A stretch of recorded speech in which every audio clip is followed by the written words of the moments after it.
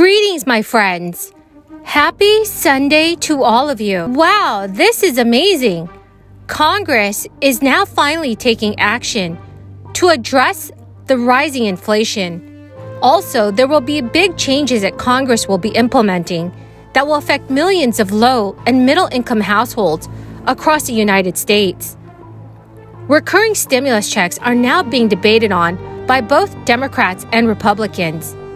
My friends, this is your daily news report and fourth stimulus check update. Also, please make sure to watch until the end of this video to learn all about the breaking fourth stimulus check news. Do me a big favor, friends, and share this video with your family and friends if they need more reliable stimulus news.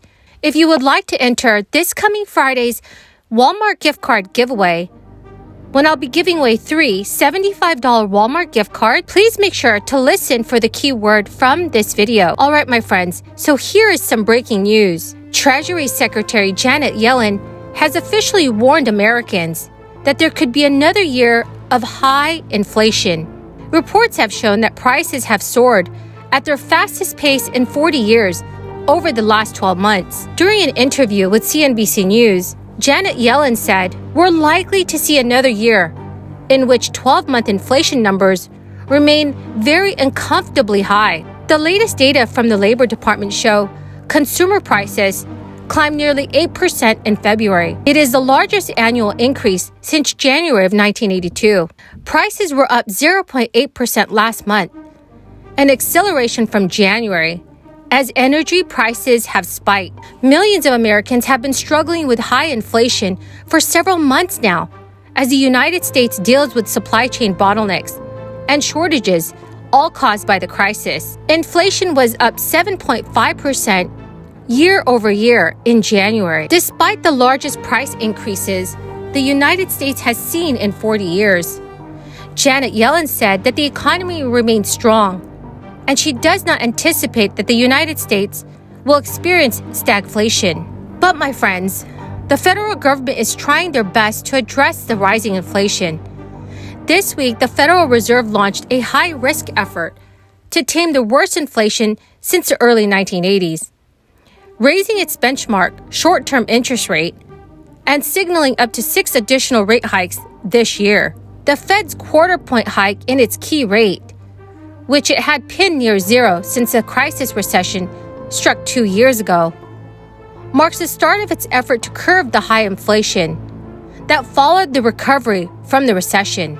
These rate hikes will eventually mean higher loan rates for many consumers and businesses. The central bank, in a policy statement, along with quarterly projections and remarks by Chair Jerome Powell, pointed to a more aggressive approach to rate hikes than many analysts had expected. At his news conference, Jerome Powell stressed his confidence that the economy is strong enough to withstand higher interest rates. But he also made it clear that the Fed is focused on doing whatever it takes to reduce inflation, and that will happen over time, to its 2% annual target. Otherwise, Powell warned that the economy might not sustain its recovery from the crisis recession. The Fed also released a set of quarterly economic projections that underscore the potential for extended interest rate increases in the months ahead. 7 hikes would raise its short-term rate to between 1.75% and 2% at the end of this year. Fed officials also forecast 4 more rate increases in 2023, which would boost its benchmark rate to 2.8%. So my friends, what are your thoughts on raising interest rates to help ease inflation? Please let me know in the comment section below. Friends, the keyword for this video is leopard. If you would like to enter this coming Friday's Walmart gift card giveaway, please enter this keyword in the comment section below. Click and like my videos. And also please do make sure that you're subscribed to my channel. Thank you so much, friends. In an effort to safeguard against any future recessions, senators and the White House are considering setting up automatic relief for the next time that the economy takes another significant dip. The Economic Security Project has recently briefed 50 staff members from the Senate Finance Committee on automatic stabilizers, which would tie the issuance of expanded unemployment payments and stimulus checks to the state of the economy. The organization also had conversations with President Biden's administration and is very hopeful that the measure will be included in his legislative agenda. The director of the Economic Security Project has told reporters in reference to the Biden administration, they understand that this is smart policy and good politics. Putting in place these kinds of triggers would smooth out the recovery, and no one is left at the mercy of Washington gridlock in future recessions. Automatic stabilizers are often tied to unemployment rates, and in this case, economists pushing for a two-pronged plan that would issue broad or targeted payments based on the state of unemployment. So, my friends, do you agree with this plan? Please let me know in the comments section below. One of the things that's come out of the pandemic is we spent tons of money. We just spent trillions of dollars and we don't have it. So we had to borrow that money. As we borrowed that money, then the Federal Reserve prints more money, and that money floods into the circulation and it devalues what we have. What does that mean? Higher prices.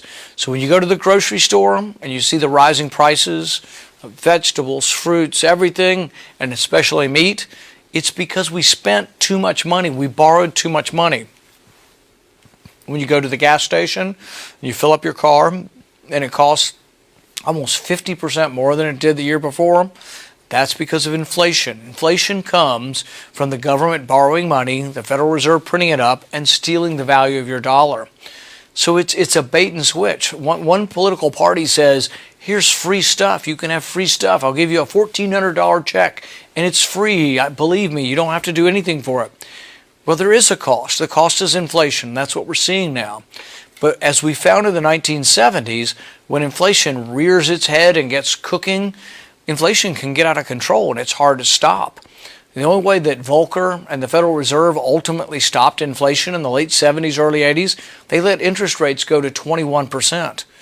Imagine what that does to people. If you live in a house right now and you have an adjustable mortgage, how many people could survive 21%? What happens? That is the end of my daily stimulus update video. Thank you so much, friends, for joining me here today. I greatly appreciate all of you. The winners of this past Friday's $75 Walmart gift card giveaway are Vicki Campbell, Richard Williams, and Teresita Holmes. Congratulations to all three of you. Friends, please note that if I have announced you as a winner, do make sure that you check your notifications to claim the gift card.